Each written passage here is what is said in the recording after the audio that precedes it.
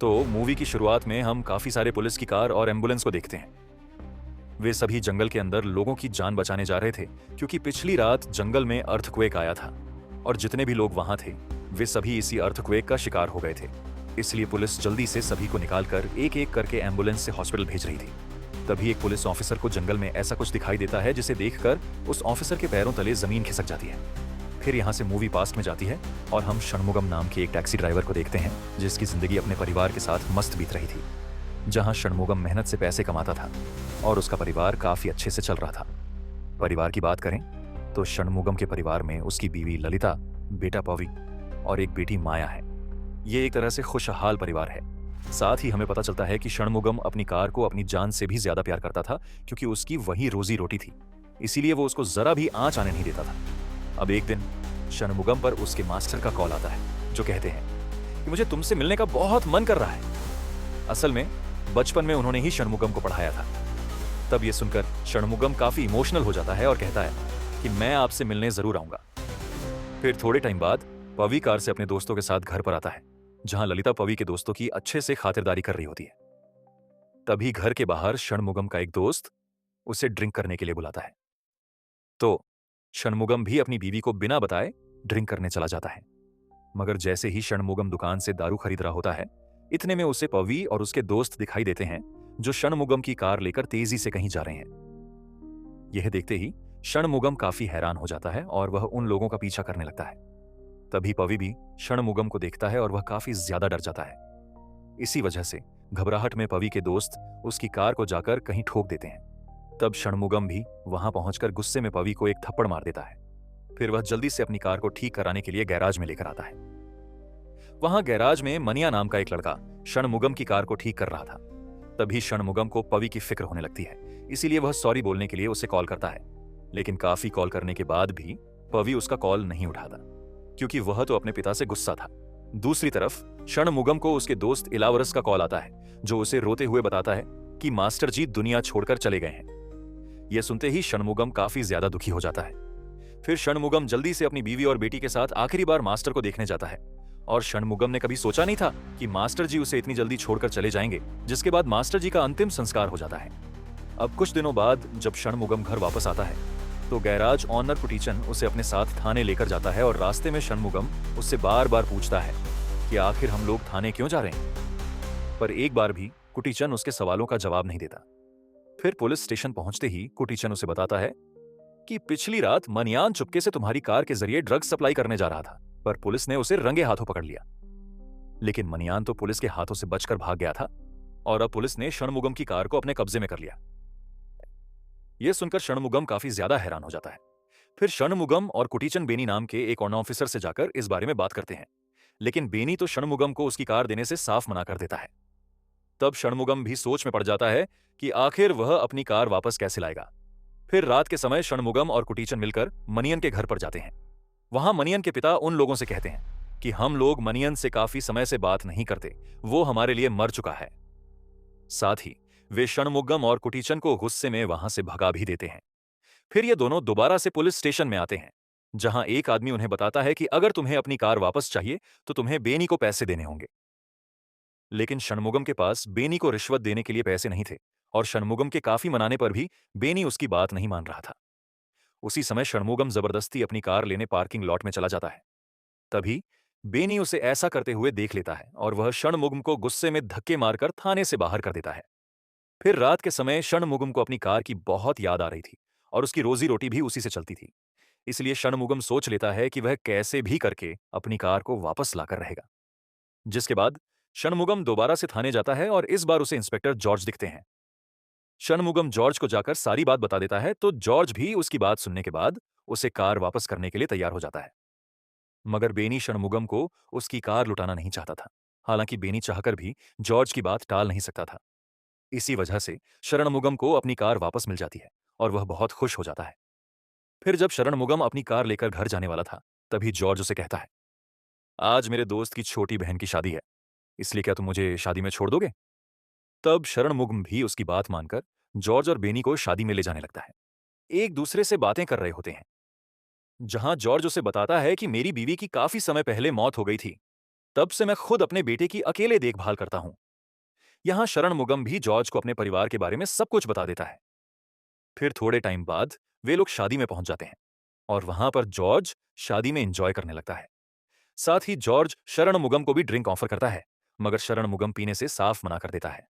फिर मस्ती करने के बाद जॉर्ज उसे कहता है कि हमारे एक ऑफिसर सुदेश का पास में ही एक फार्म हाउस है, इसीलिए तुम हमें सुदेश के फार्म हाउस पर लेकर चलो। शरणमुगम का वहां जाने का बिल्कुल भी मन नहीं था, पर वो जॉर्ज को मना भी नहीं कर सकता था। इसलिए शरणमुगम, जॉर्ज, बेनी और सुदेश मिलकर फार्म हाउस पर जाने लगते हैं। हालांकि सुदेश का फार्म हाउस जंगल के बीच में था। जहां जाते समय जॉर्ज शरणमुगम को एक राज की बात बताता है और बात सुनते शरणमुगम के पैरों तले जमीन खिसक जाती है। असल में जॉर्ज ने शरणमुगम से झूठ कहा था।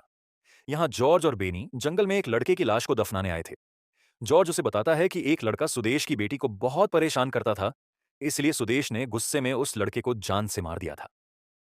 यह सब सुनकर शरणमुगम का दिमाग खराब हो जाता है और उसे कुछ भी समझ नहीं आता कि वो करे क्या। फिर वो जॉर्ज से कहता है कि मैं इस गलत काम में आपकी कोई मदद नहीं कर सकता। इस पर जॉर्ज उसे कहता है कि अगर तुम हमारी मदद नहीं करोगे तो मैं तुम्हें ड्रग केस में अंदर डाल दूंगा।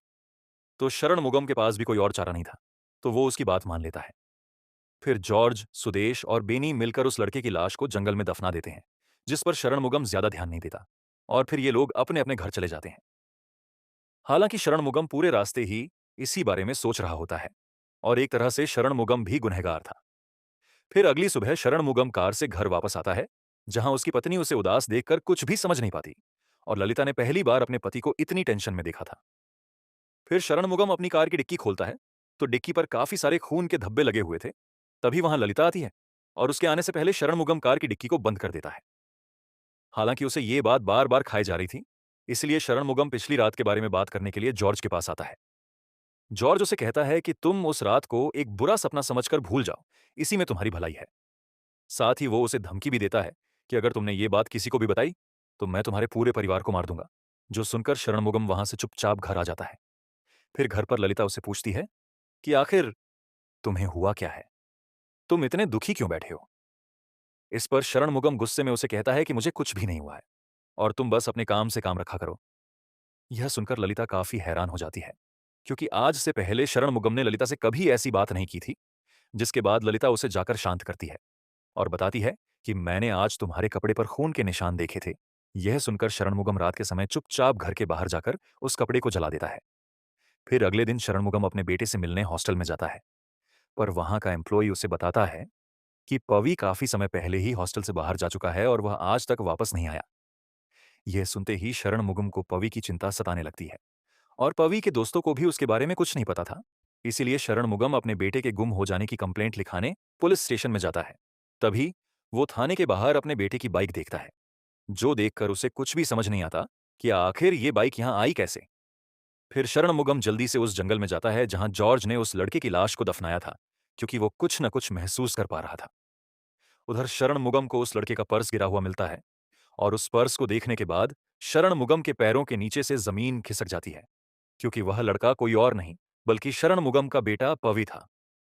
ये जानने के बाद तो शरणमुगम खूब रोता है, क्योंकि उन लोगों ने शरणमुगम के सामने ही उसके बेटे को मारकर दफनाया था और शरणमुगम अब पूरी तरह से टूट चुका था।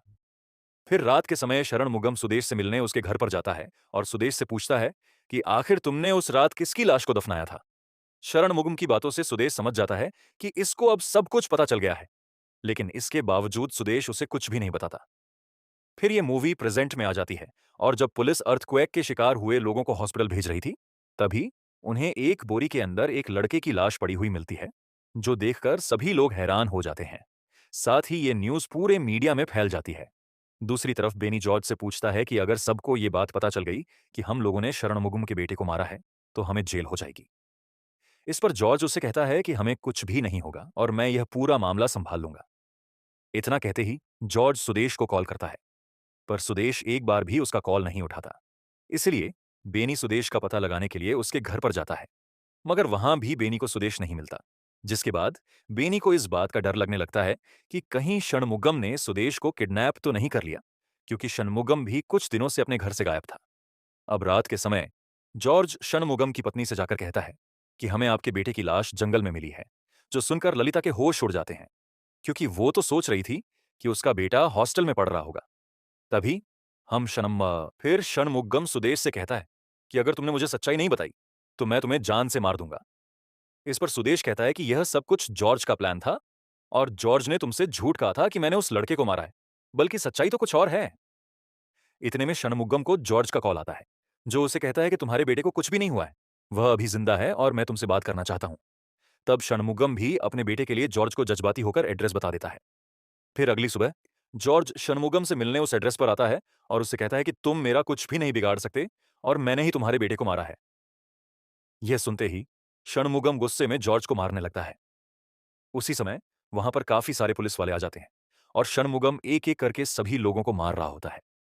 लेकिन आखिर में पुलिस वाले षणमुगम को पकड़ लेते हैं। साथ ही बेनी भी ललिता और उसकी बेटी को पवी के मर्डर के इल्जाम में जेल में डाल देता है, क्योंकि जॉर्ज ने उन लोगों को ही फंसा दिया था। वहीं सारे पुलिस वाले षणमुगम को भी जेल में लाकर बंद कर देते हैं। फिर जॉर्ज बेनी से कहता है कि हम लोग सबको यही बताएंगे कि पवी अपनी बहन के साथ जबरदस्ती कर रहा था, और जब षणमुगम ने पवी को रोकने की कोशिश की तो उन दोनों के बीच में झड़प होने लगी। इसी झड़प में षणमुगम ने अपने बेटे पवी को मार दिया। मगर सुदेश षणमुगम को जेल में देखकर काफी ज्यादा दुखी था। यानी सुदेश एक ईमानदार ऑफिसर था जो जॉर्ज से डर के मारे उसका साथ दे रहा था। खैर, फिर यह न्यूज पूरी मीडिया में फैल जाती है और सभी चैनल षणमुगम के बारे में उटपटांग बातें कर रहे थे। अब अगले दिन ऑफिसर षणमुगम को कोर्ट में लेकर जाते हैं और कोर्ट में भी जज षणमुगम को खूनी घोषित कर देते हैं। यह सब देखकर जॉर्ज मन ही मन बहुत खुश हो रहा था। दूसरी तरफ षणमुगम जॉर्ज से अपने बेटे का बदला लेने के लिए तड़प रहा होता है, जिसके बाद षणमुगम को पकड़ने के लिए जॉर्ज को इनाम दिया जाता है और जॉर्ज सभी के सामने अच्छा बनने का नाटक कर रहा था कि कैसे उसने अपनी जान पर खेलकर षणमुगम को पकड़ा है। खैर, अब थोड़े टाइम बाद सुदेश जेल में षणमुगम को खाना देने आता है। वहां सुदेश उससे कहता है कि तुम्हें ऐसे हार नहीं माननी चाहिए, एक दिन तुम्हें न्याय जरूर मिलेगा। तभी हम जॉर्ज और बेनी को देखते हैं, जो दोनों मिलकर षणमुगम को मारने का प्लान बना रहे थे। फिर रात में बेनी कुछ ऑफिसर के साथ षणमुगम के पास आता है और वह उससे कहता है कि आज की रात तुम्हारी जिंदगी की आखिरी रात होगी। साथ ही बेनी षणमुगम को बताता है कि जॉर्ज और मैंने तुम्हारे बेटे को कुत्ते की मौत मारा था। तुम्हारा बेटा अपनी जान की भीख मांग रहा था, लेकिन मैंने उसे तड़पा तड़पा कर मार डाला। यह सुनते ही षणमुगम को काफी ज्यादा गुस्सा आता है और वह बेनी को मारने लगता है। फिर षणमुगम एक एक करके कई पुलिस वालों को वहां बहुत मारता है। फिर वह बेनी को जान से मारने के बाद उसे भी एक बोरी में बंद करके दफनाने लेकर जाता है। षणमुगम ने बेनी के साथ वही किया था जो उसने उसके बेटे के साथ किया था। फिर जब यह बात जॉर्ज को पता चलती है तो जॉर्ज हर जगह षणमुगम को तलाश करने लगता है। इसके बाद जॉर्ज षणमुगम की बीवी और बेटी को आकर खूब टॉर्चर भी करता है ताकि वह षणमुगम का पता बता दें। तभी जॉर्ज को षणमुगम का कॉल आता है, जो उसे कहता है कि मैं तुम्हारी बेटी को मारने जा रहा हूं, अगर तुम्हें अपनी बेटी को बचाना है तो जल्दी से अपने घर पर आ जाओ। तब षणमुगम की बातों से जॉर्ज काफी ज्यादा घबरा जाता है और वह जल्दी से अपनी बेटी को बचाने के लिए घर पर आने लगता है। फिर घर पर पहुंचते ही जॉर्ज को अपने घर के बाहर बेनी की लाश पड़ी हुई मिलती है। उसकी ऐसी हालत देखकर जॉर्ज काफी ज्यादा डर जाता है। इतने में षणमुगम जॉर्ज के ऊपर हमला कर देता है और इन दोनों के बीच में भयानक लड़ाई होती है। इस लड़ाई में षणमुगम जॉर्ज को बहुत बुरी तरह मारता है और आखिर में जॉर्ज को वह तड़पा तड़पा कर उसकी जान भी ले लेता है। तभी जॉर्ज की बेटी भी अपने पापा की ऐसी मौत देखकर बहुत ज्यादा रोने लगती है। और यहाँ हमें यह सच पता चलता है कि असल में पवी और जॉर्ज की बेटी एक दूसरे से प्यार करते थे। पर जब जॉर्ज को उन दोनों के बारे में पता चला तो उसने परिवार की इज्जत बचाने के लिए गुस्से में पवी को बुरी तरह से तड़पाया और फिर उसे मार डाला था। और पवी को मारने के बाद जॉर्ज ने उसकी लाश को षणमुगम की कार में छुपा दिया था, जिसके बाद इन लोगों ने मिलकर षणमुगम के साथ ही उसको ठिकाने लगाया। खैर, अब अपने बेटे की मौत का बदला लेने के बाद षणमुगम को चैन की सांस आती है, मगर षणमुगम को अभी भी अपने बेटे की बहुत याद आ रही थी। दूसरी तरफ ललिता भी अपने बेटे की लाश देखकर काफी जोरों से रोने लगती है, जिसके बाद षणमुखम खुद जाकर पुलिस को सरेंडर कर देता है। और वहां रिपोर्टर उससे पूछते हैं, आपने अपने बेटे को क्यों मारा? इस पर षणमुखम उन्हें कहता है, मैंने अपने बेटे को नहीं, बल्कि अपने बेटे के कातिलों को मारा है। जिसके बाद षणमुखम को उम्र कैद की सजा हो जाती है। हमारी पब्लिक को सारी सच्चाई पता चल जाती है। इसी के साथ यह मूवी यहीं पर खत्म होती है। दोस्तों, आपको यह मूवी कैसी लगी? हमें कमेंट में जरूर बताइएगा। और इसके अलावा आप कौन सी मूवी का एक्सप्लेनेशन चाहते हैं, वो भी कमेंट कीजिएगा।